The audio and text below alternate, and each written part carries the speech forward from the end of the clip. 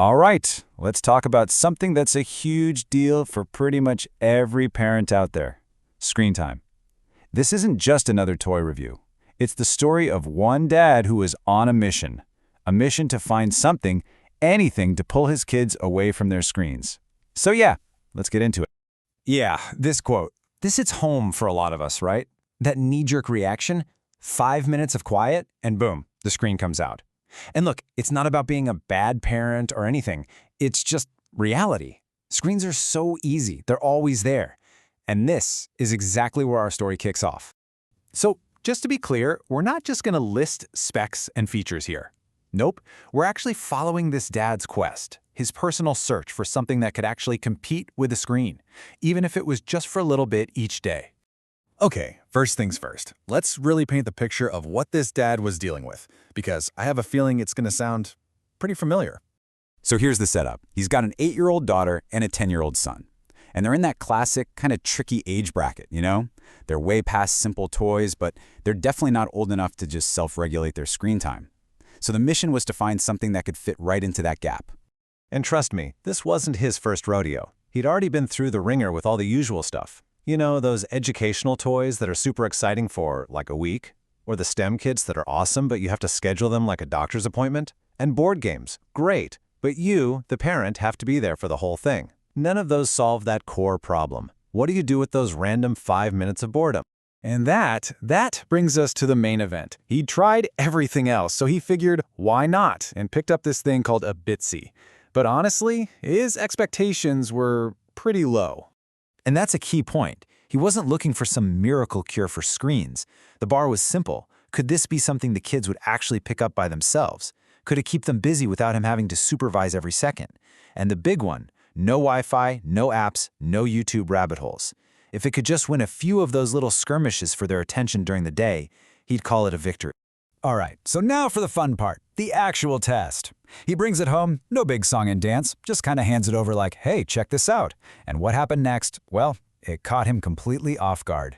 I mean, this quote says it all, right? This was the game changer. The very first day, the kids got so into this little thing that nobody asked for the iPad. It just didn't come up. For any parent, that is a massive, jaw-on-the-floor moment. And you might think, okay, novelty, it'll wear off. But it wasn't a fluke. By the third day, this little Bitzee was just part of their routine. The daughter was checking on it before school. The son had it at the breakfast table. They were even reminding each other to take care of it at night instead of begging for TV time. It wasn't just a new toy anymore. It had carved out its own little space in their lives.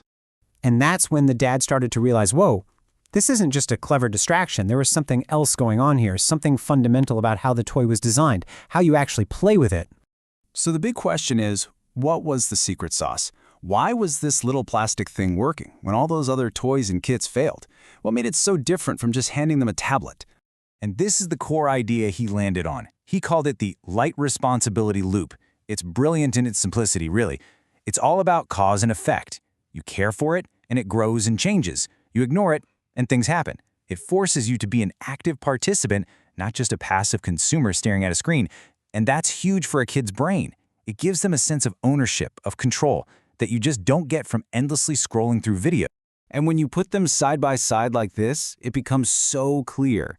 Bitzee is all about intentional, bite-sized interactions. It has natural stopping points. A screen, it's literally designed with endless content to never let you stop. One is about making choices. The other is about just absorbing. A world of difference. Now, let's be real. Nobody's saying this thing is going to make screens disappear from your life forever. That wasn't the point. The point was to create a meaningful alternative, to give kids another option that they might actually choose. And that, right there, is the holy grail for so many parents. So, after all this, what's the final verdict? Now that they've lived with it for a while, let's get into the good, the bad, and who should actually consider getting one. What was really cool were the unexpected side effects. It wasn't just about less screen time. The kids were actually talking to each other more. They were cooperating, comparing their little pets. It was even teaching them a bit about paying attention to something's needs. And the best part, they were building these little habits all on their own, without any nagging from mom or dad. But look, it's not going to be for every kid, and that's okay. If your kid is all about high-octane video games, this probably isn't going to cut it. There isn't an endless stream of new stuff to unlock. But, and this is the important part, those flaws are actually its biggest strengths. That's what keeps it from being just another addictive screen. So who's the target audience here? Well, based on this dad's experience, it's perfect for that 6 to 12 age range. It's for parents who are trying to find an off-ramp from that mindless, casual screen time. You want something interactive, no apps involved, that maybe teaches a tiny bit of responsibility along the way. This is probably for you. And this quote, man, it just sums the whole thing up perfectly. He wasn't looking for the best toy ever made. He was just looking for something good enough to stand in the ring with a screen and hold its own. And you know what? It did. It absolutely succeeded. And that kind of leaves us with this final big idea to chew on. What if the best way to fight screen time isn't to make a better screen? What if it's about finding something that isn't trying to be a screen at all, something that connects with kids on a totally different level?